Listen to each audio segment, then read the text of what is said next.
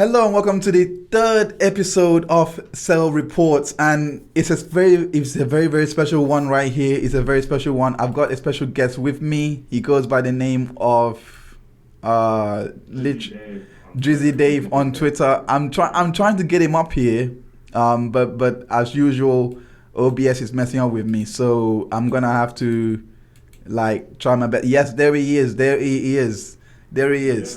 Yeah, you might see him on your camera now. He goes by the name of Drizzy Dave, and he wrote an article that got me thinking. Romelu Lukaku to Arsenal, is that realistic, or is it something, or should we look for other targets? That's basically the show in a nutshell. But before I go on to it, I want to give you props for the article, because it was well researched. It was probably is the best. It is the only article that has done Lukaku's career a lot of justice. In all fairness, because honestly, I believe, and people are gonna come at me for this. You can come at me for this, because I believe it was him that inspired the likes of Timo Werner and Erling Haaland. His goal scoring record, no one was doing that at the time. Do you know what I'm trying to say? Yeah. Until now, we are praising Erling Haaland and Timo Werner for the achievements that they've got, but we have never praised Lukaku for doing it at such a low level at West Brom and Everton, and he's been doing it. He's been scoring goals on the same level as those two that I've mentioned. I mean, what do you think about that? Do you think I'm going crazy by even comparing Lukaku to those two, or do you think I actually have a point here? No, I think I absolutely agree. I feel like we have had guys in the past that have had exceptional young goal scoring records, like Huntelaar in the Ajax days or whatever. Yeah. Lukaku, but it's the fact that Lukaku was doing this at the highest level from an early age. Yes. You can think back to when they signed him from Anderlecht for 20 million, whatever. He to get his breakthrough. He essentially had to get a loan to West Brom to have some sort of breakthrough.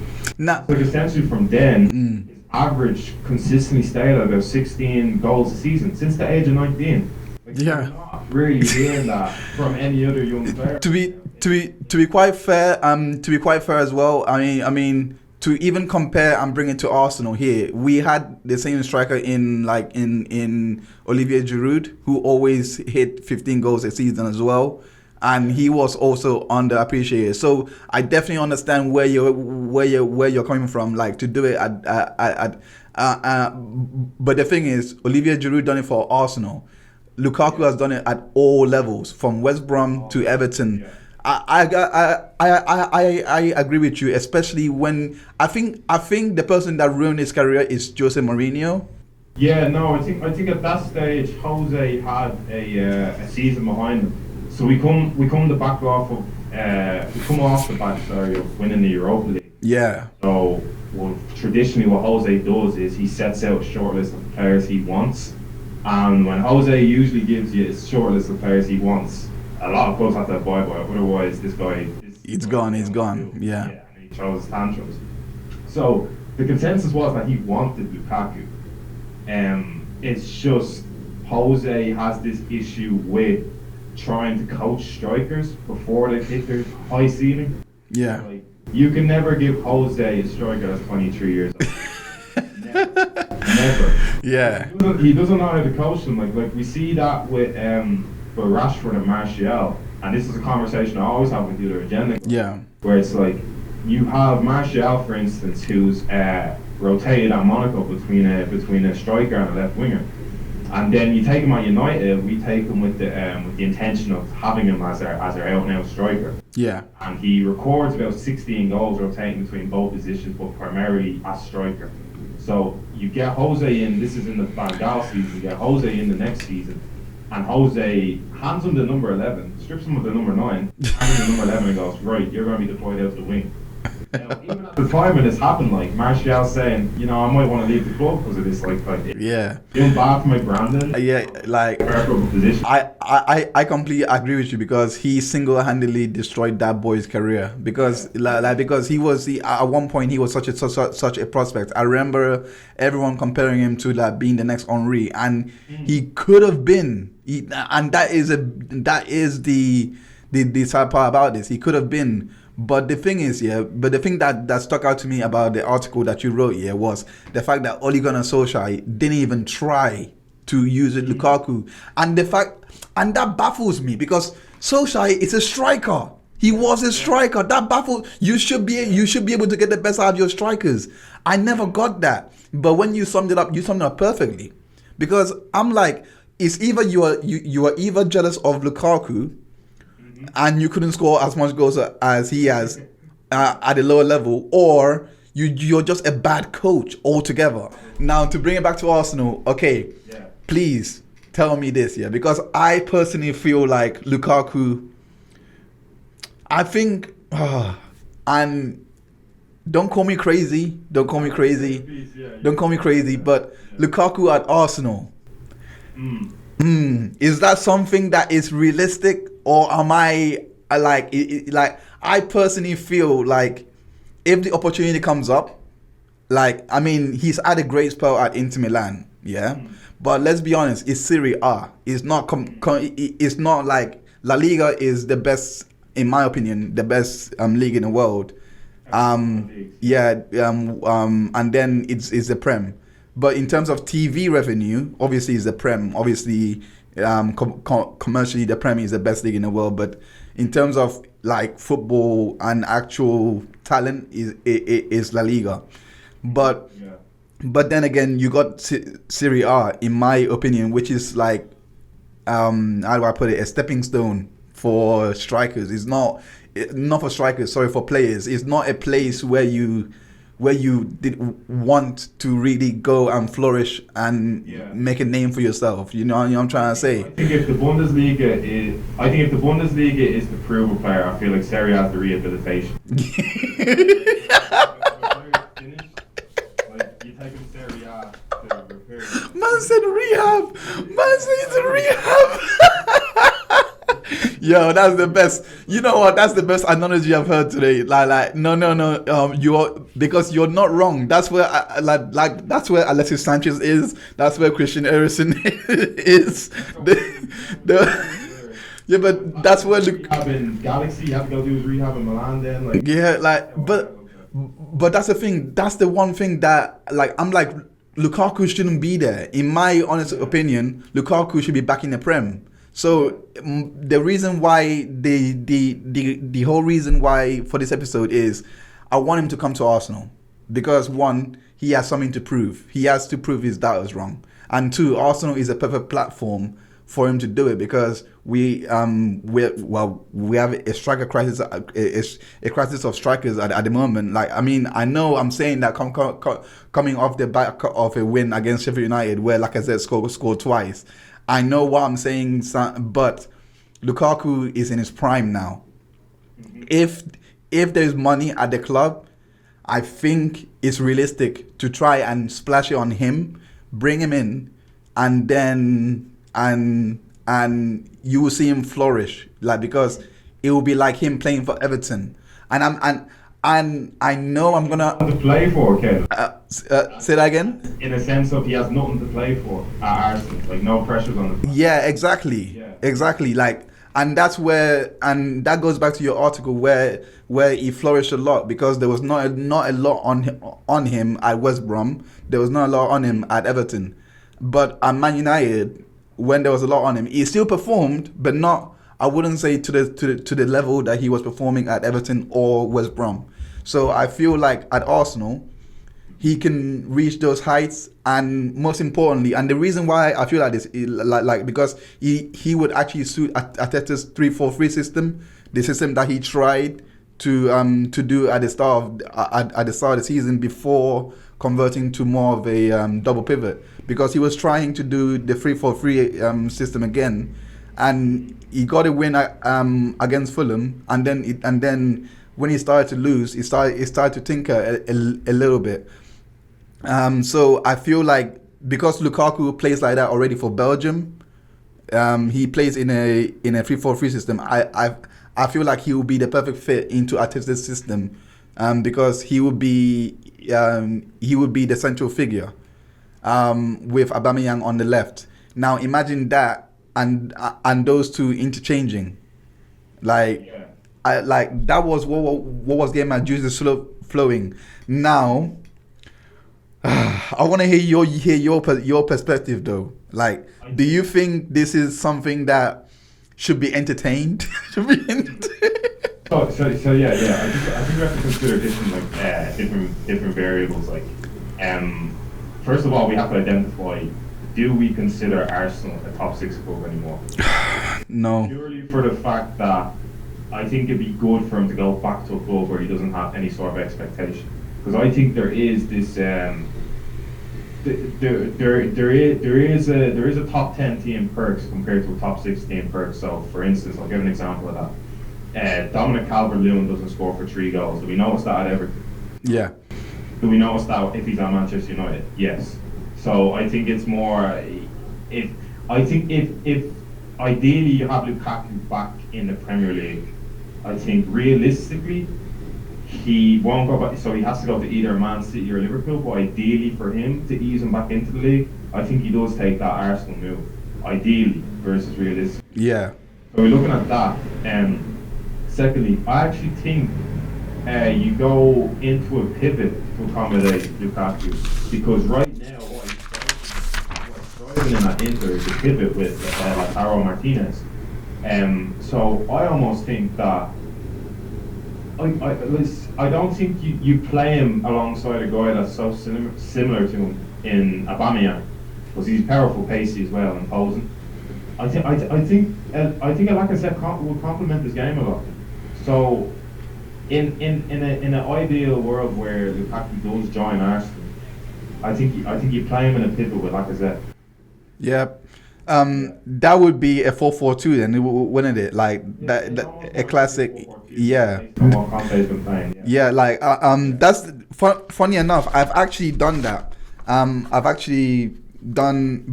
But because of my bias for Aubameyang, because I do love Aubameyang as a striker.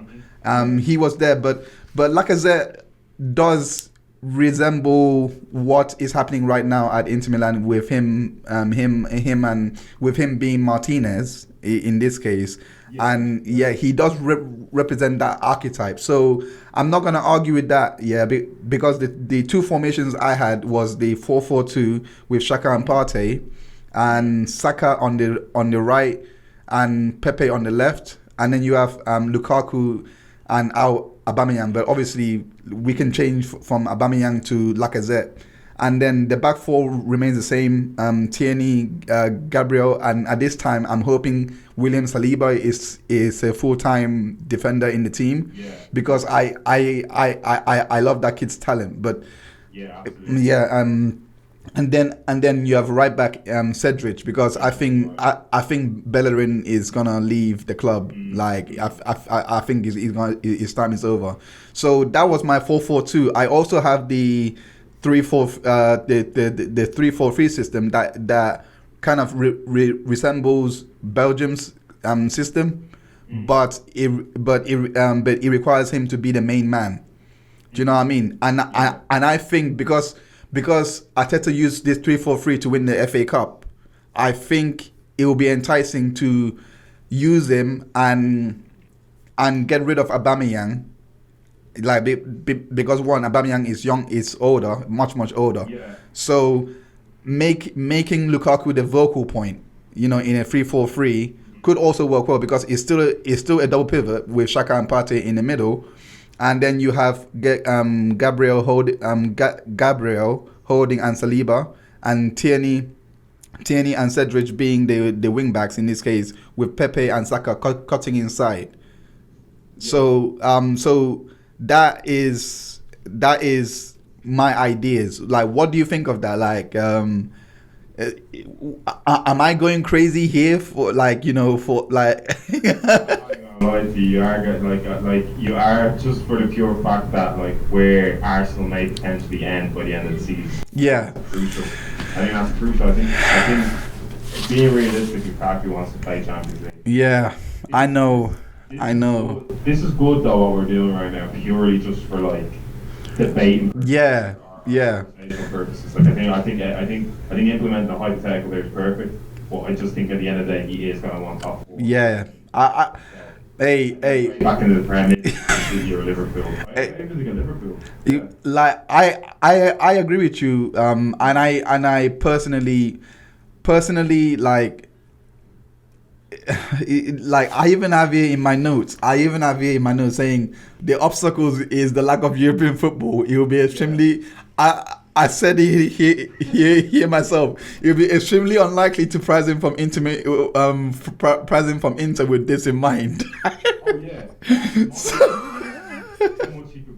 So and the alternative striker I had in mind was Usman Edward from Celtic. Yeah. So as well. Yeah, like, but even with that, like, Celtic is playing in Champions League, so we can't. Can we even get him? Can we even get him?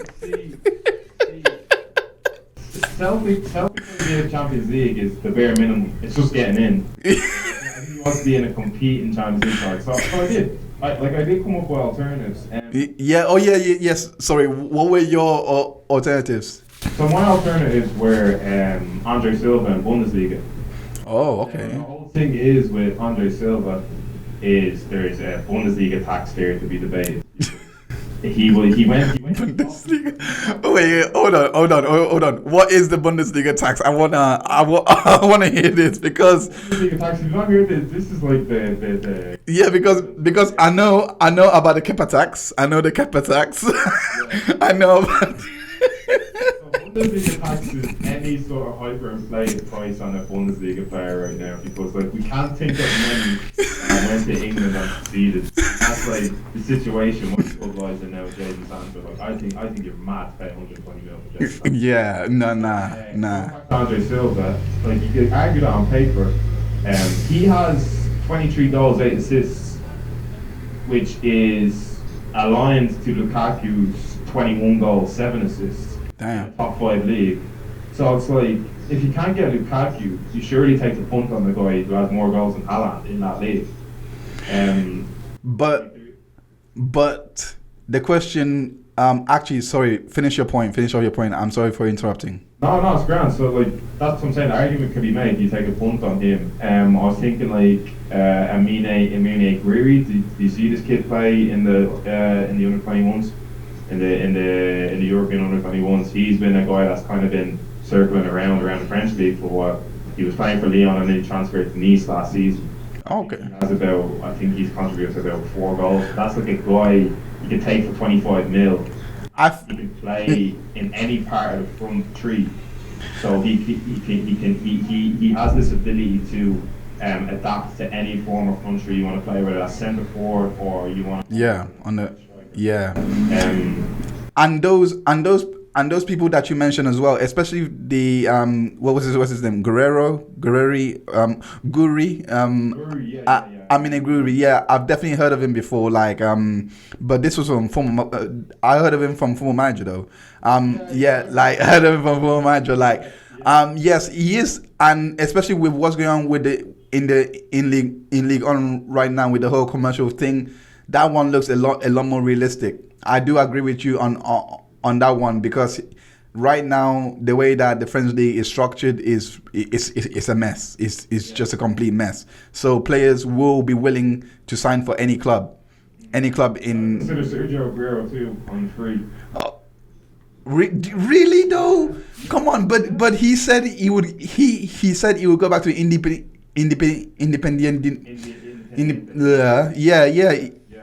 He said it. So why would he stay? Why would he go on Arsenal for free? Was that not a verbal quote from him a few years ago that he would go, or is this like verbatim? He said it recently. Has he said he's gonna go to Independiente? Because he's getting linked with more. But why Arsenal? I mean, Listen, I'm not reject. If Aguero becomes available and he wants to go to Arsenal, please come by all means. Yeah. We need by all means. We need you. But like that sounds even more unrealistic than my Lukaku proposal right now. That sounds even. Really, you'd want Aguero though in your team. I'd argue it's more realistic because. Really, but I want to hear this. How come you think it's more realistic? I don't know. I just feel like these guys eat up free agents or whatever. That'd be a proper Arsenal move to get Aguero in. Like getting in with. Let me say, let's not mistake it. He'd be on a big wage. Yeah. Oh yeah. Willian and David Luiz type wage. That's the guy you get, even if not for at least a year or two, because that's a guy while you're in your transitional phase of trying to find a 10 and midfielders and wingers that provide service. You're getting in a pure out now centre forward that makes his own opportunities. Like, see, what's big to Lukaku's game is he needs service. What's big to all the strikers that I mentioned is they need service. Yeah. You get Aguero in, he makes a lot of his own goals. And I think he still has that instinctive sort of striker in him. Get in for a year. Well, you're going through the transition phase. Why do you try to get in the Odegaards and the whatever you're trying to push on, the Emil Smith role? Yeah. I'm not saying no to none. Don't get it twisted. I'm not saying no to none of these This is. I just didn't expect for Sergio Aguero to come up in a conversation about playing for Arsenal. Like I just didn't expect it. He plays with Arteta too, so I feel like Arteta. Oh yeah. That's true.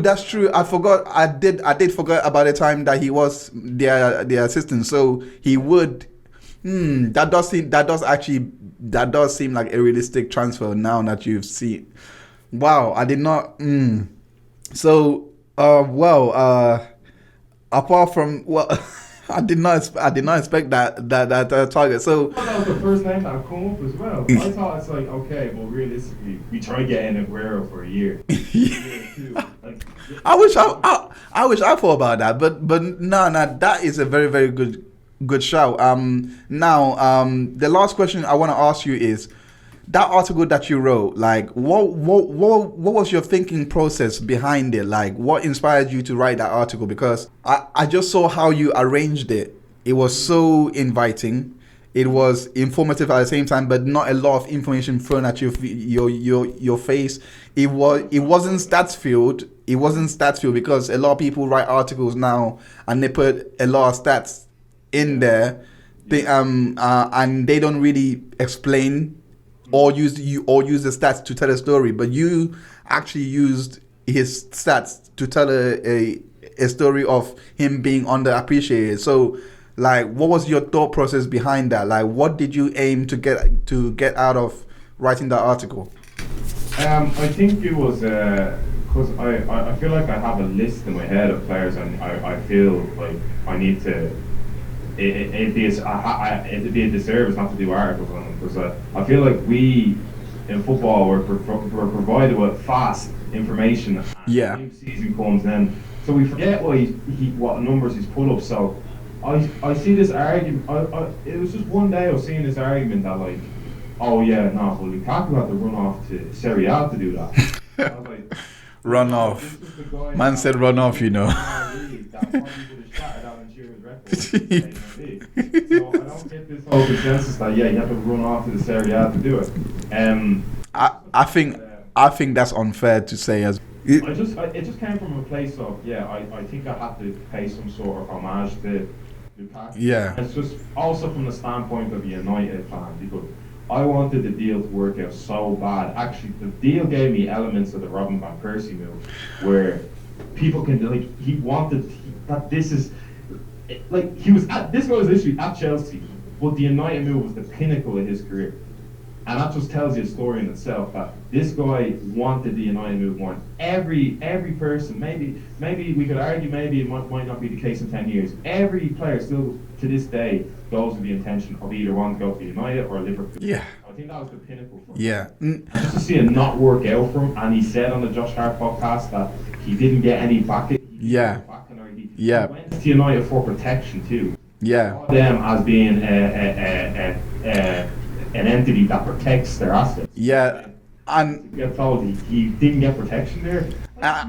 and yeah, listening to that podcast as well, like the fact that he was actually hoping that that protection would come from Ollie because of the points that I just mentioned, like Ollie being a former striker, having coached strikers, like you know, he thought that would have been the guy, and it wasn't. It like he still didn't get any protection from him, but yeah, thank you so much, Drizzy, for talking to me. I'm gonna have to bring that, like, we could talk about this subject all day long. We really could. But Drizzy Dave, Drizzy_Dave. Make sure you follow him. Like we will talk more, and we will like keep the articles coming, because honestly, that article really inspired me to make this episode 3 of Cell Reports, where it's a segment that I do on my channel where I just go in depth into a player, and this is the first time I've interviewed someone in regards to a player. So yeah, this is the first time I've done an interview. So thank you for being my first guest. Thanks for being my first guest.